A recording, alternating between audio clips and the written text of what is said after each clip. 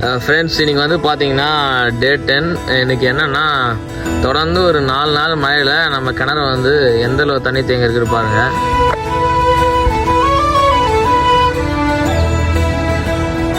ஒரு முக்கியமான விஷயம் என்னென்னு பார்த்தீங்கன்னா, நம்ம சில பேர் வந்து பார்த்திங்கன்னா மாடி தோட்டம் வச்சுருக்கலாம், இல்லை வீட்டில் வந்து செடிகளை வச்சுருக்கலாம். வீட்டுக்கு தேவையான கத்திரிக்காய் அதெல்லாம் வந்து பார்த்திங்கன்னா விதைகள் வந்து கவர்மெண்ட்லேருந்து ப்ரொவைட் பண்ணுறாங்க. இந்த கவர்மெண்ட்லேருந்து விதை ப்ரொவைட் பண்ணுறது வந்து பார்த்திங்கன்னா இதை பாருங்கள், உங்களுக்கு பார்த்தா தெரியும்னு நினைக்கிறேன். இந்த காய்கறி விதைகள்லாம் வந்து பார்த்திங்கன்னா ப்ரொவைட் பண்ணுறாங்க. ஆக்சுவலாக என்னென்ன விதை இதில் இருக்குதுன்னு பார்த்தீங்கன்னா ஒரு 6 விதை என்னவோ இருக்குது. இருங்க, அது காட்டுறேன்.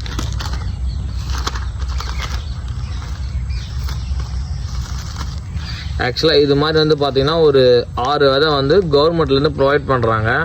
இது என்னென்ன விதைன்னு பார்த்தீங்கன்னா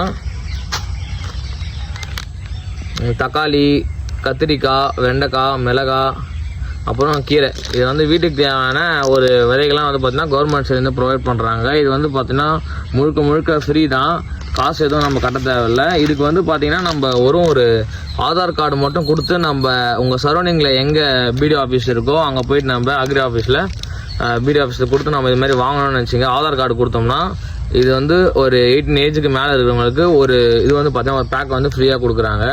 மறக்காமல் இந்த சரௌண்டிங்கில் இருந்தீங்கன்னா மாடி தோட்டம் வச்சுருவங்களுக்கு இதெல்லாம் வந்து ஷேர் பண்ணுங்கள்.